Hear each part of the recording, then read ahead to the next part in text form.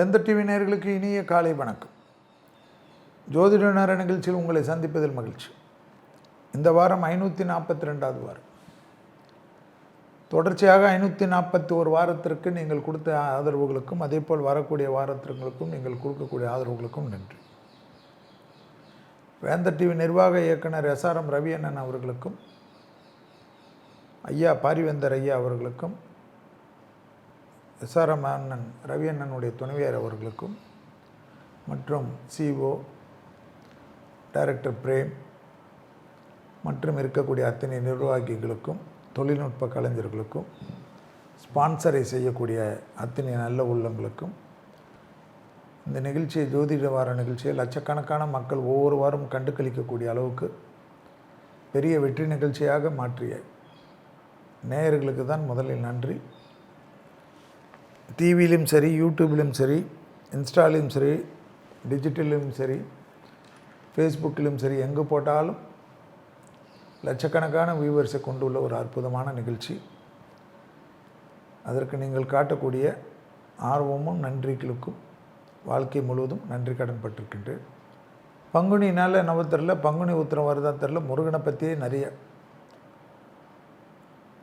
கந்தசாமி கோயிலை பற்றி நிறைய பேசுகிறீங்க சென்னையில், ஆனால் அதை பற்றி நிறைய விஷயங்கள் சொல்ல மாட்டேன்றீங்களேன்னு கந்தசாமி கோயில் போகிறச்சு அங்கே இருக்கிறவங்களாம் கேட்டாங்க.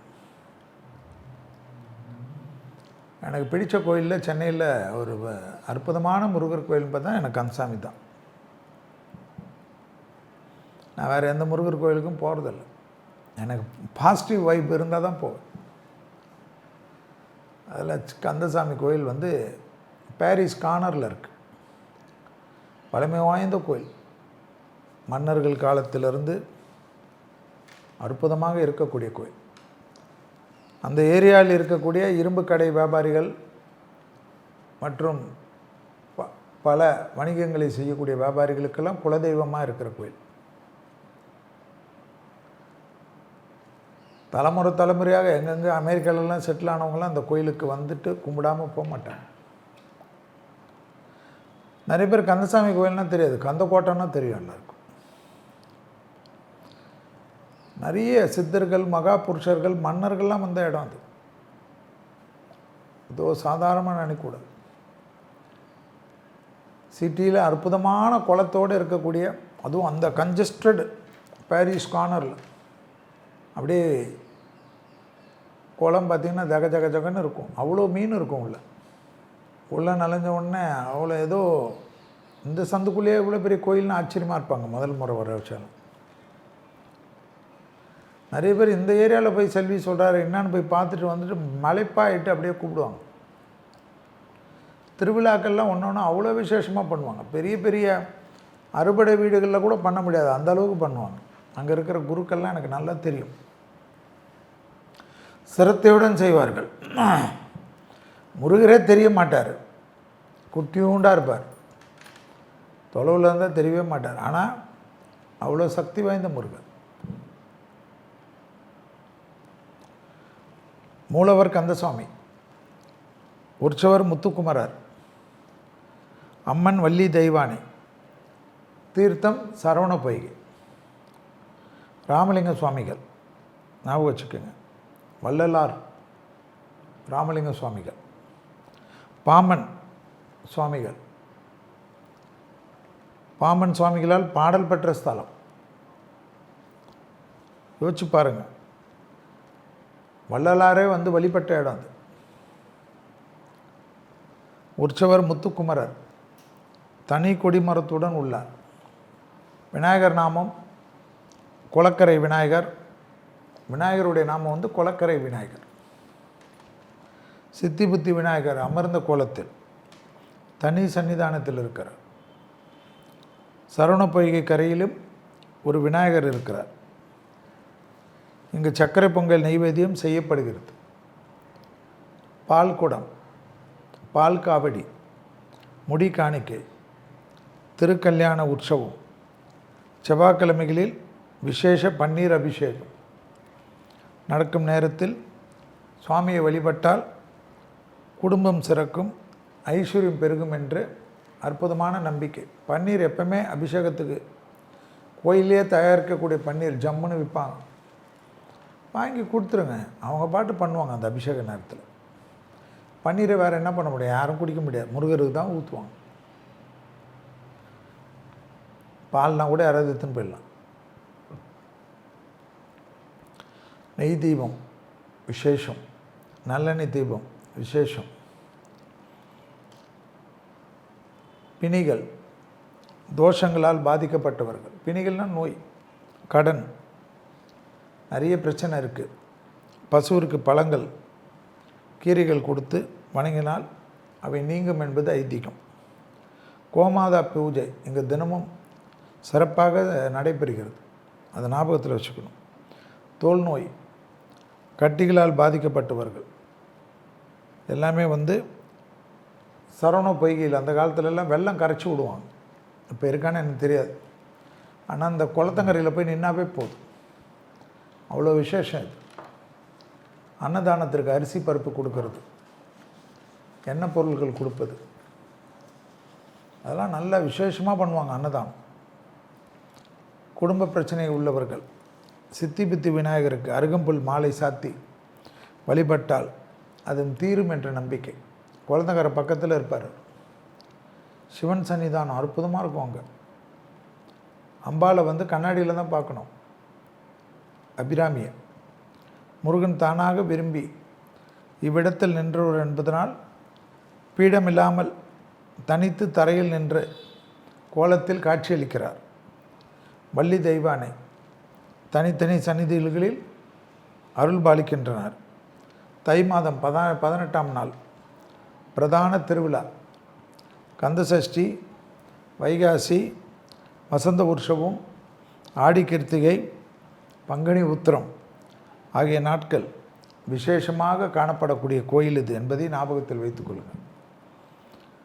கந்தர் என்ற மந்திரம் சொல்லி கந்தனுடைய திருநீற்றால் தடவிக்கொண்டாலே நன்மைகளெல்லாம் வந்து சேரும் என்று அற்புதமான நம்பிக்கை.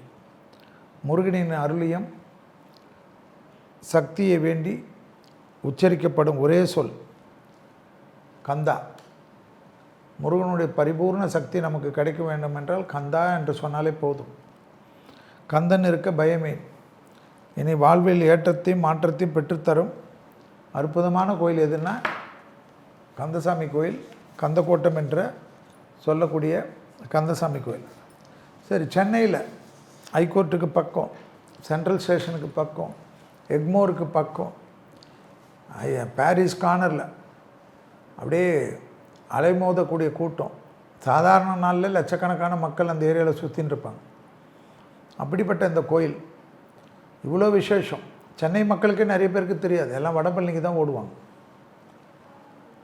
இந்த முருகர் தான் சோதனையே செய்ய மாட்டார். யார் வந்தாலும் அபயம் கொடுப்பார், அருள் பாலிப்பார். இந்த முருகனை கும்பிட கும்பிட வேறு மாதிரி ஆகிடும். சேலஞ்சு பண்ணி சொல்லலாம், நல்லது நடக்கும். சும்மா போயிட்டு முருகர் சன்னிதானத்தில் 8 எலுமிச்சை பழத்தை கூட்டு ஒரு பழம் மட்டும் வாங்கிட்டு ஜூஸ் சாப்பிட்டு பாருங்கள். குடும்பத்தில் நெய் கொடுங்க, தீபத்துக்கு அரிசி வாங்கி கொடுங்க, கல் உப்பு வாங்கி கொடுங்க, மிளகு வாங்கி கொடுங்க, சாம்பார் பருப்பு வாங்கி கொடுங்க, எண்ணெய்கள் வாங்கி கொடுங்க, காய்கறிகள் வாங்கி கொடுங்க. நம்மளால் என்ன பண்ண முடியுமோ அதானே பண்ண முடியும். பிரசாத கடையில் யாருக்காவது ஒரு இனிப்போ புளியோதரையோ வாங்கி கொடுங்க. கோயிலே பிரசாத கடை கஷ்டப்பட்டு டெண்டர் எடுத்திருக்காங்க, அவங்கக்கிட்டே வாங்கி கொடுங்க. எப்பவுமே வெளியில் இருக்கிறதோட கோயிலில் சீப்பாக தான் இருக்கும். மக்களுக்கும் ஒரு பிரசாதமாக பயபக்தியோடு சாப்பிடுவாங்க. டெண்டர் எடுத்துருக்கவங்களும் உச்சி குளிர இருப்பாங்க. நம்ம தானே நம்மளுடைய மதத்தை வளர்க்கணும். கோயிலுக்குள்ளே போகிறச்ச அங்கே வேலை செய்யக்கூடியவர்கள், பெருக்குபவர்கள், க்ளீன் செய்பவர்கள், சுத்தம் செய்பவர்கள், சாமி பல்லக்கை தூக்குபவர்கள், இவர்களுக்கெல்லாம் உங்களால் முடிந்த உதவி செய்யுங்கள். ஐயர்கள், ஐயர்மார்களுக்கெல்லாம் வேறு ரொம்ப சம்பளம்லாம் கிடையாது. வேணுமுன்னா பெரிய ஐயருக்கு வேணுமுன்னா நிறைய இருக்கும். ஆனால் மற்றவங்கெல்லாம் அந்த முருகர் தங்களுக்கு ஒரு நாள் விடிவு கொடுப்பார்னு நம்பி செய்கிறார். எல்லாருக்கும் உங்களால் முடிஞ்சது செய்யும். ஒரு வாரம் இந்த ஐயருக்கு கொடுத்தீங்கன்னா அடுத்த வாரம் வேறு ஒரு ஐயருக்கு கொடுங்க, தப்பு கிடையாது. ஆனால் கொடுங்க. உண்டியில் போட்டு போட்டு என்ன பண்ண போகிறீங்க? நம்மளுக்கே நம்மளே கைங்கறி நம்மளே பண்ணணும். நமக்கு எதுக்கு ஏஜென்சி? நமக்கு எதுக்கு உண்டி? நான்லாம் கோயிலுங்களுக்கு அரிசி தான் வாங்கி தருவேன். நான் எந்த கோயிலை பற்றி சொன்னாலும் அங்கே போய் கேட்பாருங்க. கந்தசாமி கோயிலே கேளுங்க, செல்வி அரிசி வாங்கி கொடுத்துக்கினே இருப்பார் அம்மான்னு சொல்லுவாங்க. அந்த கந்தசாமி கோயிலுடைய கொடிமரம் வந்து ரொம்ப விசேஷம். முருகரை பார்க்குறீங்களோ இல்லையோ, கொடிமரத்தில் நின்று மனதார பிரார்த்தனை செய்யும். அந்த கோயிலில் தான் ரொம்ப விசேஷம். நிறைய பரிகாரம் இருக்குது. உயிருக்கு கண்டம்,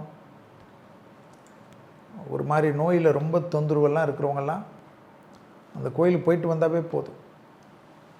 ரத்தத்தில் நோய் இருக்கவங்க, ரத்தத்தில் பாதிப்பு இருப்பவங்க, ஒரு மாதிரி மரண பயம்லாம் இருக்கவங்க அந்த கோயிலில் போய் உட்காந்தா போதும். சேவலை சுற்றி விடக்கூடிய பரிகாரம் உண்டு அந்த கோயிலில். அங்கே கொல்ல மாட்டாங்க. கறி சேவலாக இருந்தது, நீங்கள் அங்கே சுற்றி விட்டோன்னா கொடிமரத்தில் போய் அது முருகர் சேவலாகிடும். சேவலையும் எல்லாரும் பயபக்தியோடு கும்பிட்டுட்டு போவாங்க. அது அவரவர்களது. நீங்கள் வெறும் எலுமிச்சை பழம் கொடுத்தாவே எனக்கு போதும். அது சேவல் மற்றதெல்லாம் இருக்கிறவங்க அந்த பரிகாரத்தை பண்ணிட்டு, எல்லாமே பரிகாரம் தான். தெய்வத்தினுடைய ஆசீர்வாதத்தால் எல்லாம் நடக்கும்.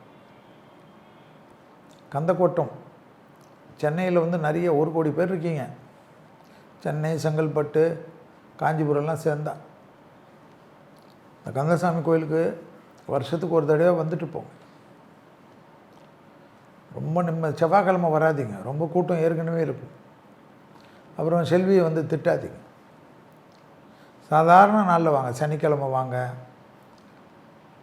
புதன்கிழமை வாங்க, வேலைக்கிழமை வாங்க, திங்கக்கிழமை வாங்க. ரொம்ப அற்புதமாக கும்பிடலாம். கல் உப்பு எடுத்துன்னு வாங்க, மிளகு எடுத்துன்னு வாங்க, சீரகம் எடுத்துன்னு வாங்க, அரிசி எடுத்துன்னு வாங்க, பருப்பு எடுத்துன்னு வாங்க. வேறு என்னென்ன இருக்குதோ சமையலுக்கு உங்களுக்கு பிடிச்சதெல்லாம் நிறைய லிஸ்ட்டு இருக்கும். மஞ்சப்பொடி எடுத்துன்னு வாங்க. மிளகாவே கொடுக்கலாம், காஞ்ச மிளகாலாம். நிறைய டிஸ்ட்ரிக் போய்டும். மடப்பள்ளியில் போய் கேளுங்க, என்ன போடுறீங்க? மிளகா போடுறீங்களா? என்ன தூள்? மிளகாத்தூள் போடுறீங்களா? இல்லை குண்டு மிளகா போடுறீங்களா? காஞ்ச மிளகா போடுறீங்களா? கேட்டுட்டு அடுத்த வாட்டி வரைச்சி எடுத்துன்னு போங்க. நான்லாம் அப்படி தான் பண்ணுவேன். ஒன்றும் பதட்டப்பட மாட்டேன். எல்லா உணவுலேயும் வந்து ஒரு மகத்துவம் உண்டு பரிகாரத்துக்கு. கல் உப்புக்கே அவ்வளோ உண்டு. அப்போது எண்ணெய்க்கு உண்டு, மிளகுக்கு உண்டு, சீரகத்துக்கு உண்டு, கருவேப்பிலை கூட உண்டு, அரிசிக்கு உண்டு, பருப்புக்கு இருக்குது. அபிஷேக பொருளில் ஒன்றுத்துக்கு எவ்வளோ சொல்கிறாங்க பார்த்துருக்கீங்கள? கரும்பு சாறு கடனெல்லாம் தீர்க்கும், அரிசி மாவு மன நிம்மதியை கொடுக்கும், தேன் வசீகரத்தை கொடுக்கும், பால் மரண பயத்தை நீங்கள் எல்லாம் வருதில்ல, அதுபோல் உணவுலேயும் இருக்குது. கந்தசாமி கோயில் கந்தக்கோட்டம் போய் பாருங்கள். எனக்கெல்லாம் ரொம்ப பிடிக்கிற கோயிலெலாம் ரொம்ப கஷ்டம். நிறைய போய் டெஸ்ட் பண்ணுவேன். அது அற்புதமான கோயில். போயிட்டு ஒரு மூலையில் செம்மனு உட்காரணும். நான்லாம் போனேன்னா கம்முன்னு உட்காருவேன். நிறைய பேர் வந்து சந்தோஷமாக பேசுவாங்க. அந்த குளம் வந்து அவ்வளோ நல்லாயிருக்கும். சிட்டிக்குள்ளே இருக்கிற மாதிரியே இருக்காது, ஏதோ ஒரு கிராமத்தில் இருக்கிற மாதிரி இருக்கும். நிறைய தடுப்பு போட்டாங்க. ஒரு காலத்துலலாம் நாங்கள்லாம் அந்த ஏரியாக்காரங்க தான் பிறந்ததெல்லாம். முருகன் தேட்டருக்கு பின்னாடி தான் நான் பிறந்ததெல்லாம். அப்போல்லாம் வந்து நாங்கள் பொறி போட்டுக்கினே இருப்போம். இப்போ கூட பொறி போடுறதுக்கு அலோவ் பண்ணுறாங்கன்னு நினைக்கிறேன். மீன் வந்து படிக்கட்டெலாம் ஏறி வரும்னா தாவி வரும். அப்புறமா தானே இப்போ எல்லாமே ஒன்று ஒன்றா கெடுத்து ஹெச்ஆர்என்சி அதிகாரிகளை சொல்கிறதா. ஆனால் கந்தசாமி கோயில் வந்து நிர்வாகம் பண்ணுறாங்க, ட்ரஸ்டி போர்டு பண்ணுறாங்க. காளிகாம்பாள் கந்தசாமி கோயிலெலாம் ட்ரஸ்டீஸ் பண்ணுறாங்க. ரொம்ப நல்லா பண்ணுவாங்க. விசேஷத்துலலாம் போய் சாப்பாடு சாப்பிட்றச்ச ஏதோ கல்யாண விருந்து மாதிரி இருக்கும். அப்படியே கையில் ஒரு நல்ல பிளேட்டு கொடுத்துருவாங்க. அப்படியே தக தக தக தகன்னு சூடாக பண்ணி மடப்பள்ளியிலேருந்து எடுத்துகிட்டு வந்து போடுவாங்க. ஆனந்தமாக இருக்கும். 1 மணி நேரம் 2 மணி நேரம் பொறுமையாக வந்துட்டு கோயிலில் உட்காந்துட்டு பொறுமையாக உட்காந்துட்டு போங்க. பழனி ஆண்டவருடைய சன்னிதானமும் அங்கே இருக்குது.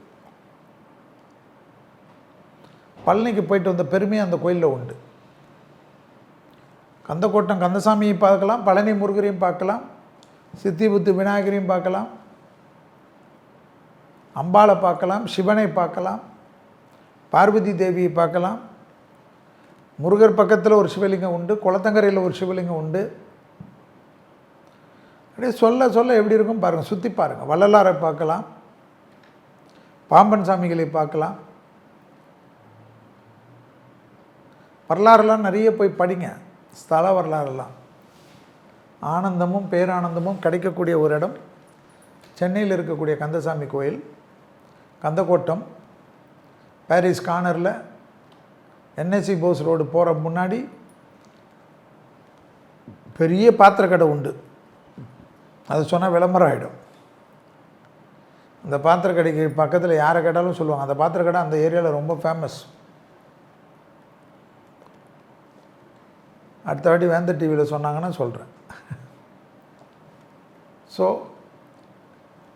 அங்கே இருக்கிற மக்கள் எப்படி சுத்தபத்தமாக இருக்கக்கூடிய இடம் பாருங்கள். அவ்வளோ நெருக்கடியான இருக்கிற இடத்தில் கந்தசாமி கோயில் என்றாலே ஒரு பரவசம், கூஸ்பம்ஸ் ஆகும். அந்த முருகர் அவ்வளோ விசேஷம். கண்டிப்பாக அந்த கோயிலில் போயிட்டு வருபவர்களுக்கு ஒரு சத்தியமான மாற்றத்தை கண்டிப்பாக முருகர் கொடுப்பார். நிறைய பேர் சிறுவாபுரிக்கு போகிறீங்க, நிலம் கிடைக்கல, வீடு கிடைக்கல, அதெல்லாம் கஷ்டத்தில் மூச்சு திணறி 7 வாரம் போகிறீங்க, 8 வாரம் போகிறீங்க. கந்தசாமி கோயிலில் வாங்க.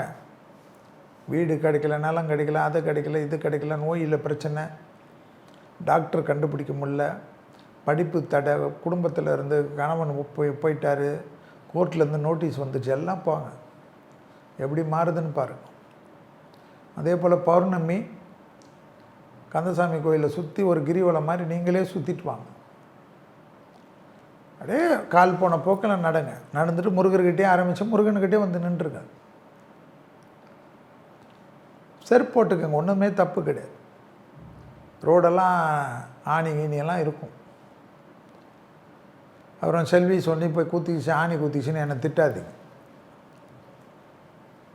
இது வந்து பௌர்ணமிக்கு வெளியிலே நின்றுட்டு சுற்றிட்டு சாமியை பொறுமையாக பார்த்துட்டு வாங்க. அந்தந்த ஏரியாவில் இருக்கவங்களாம், முருகர் கோயில் இருக்கவங்களாம் அவங்களே ஒரு கிரிவல பாதையை ரெடி பண்ணிடணும்.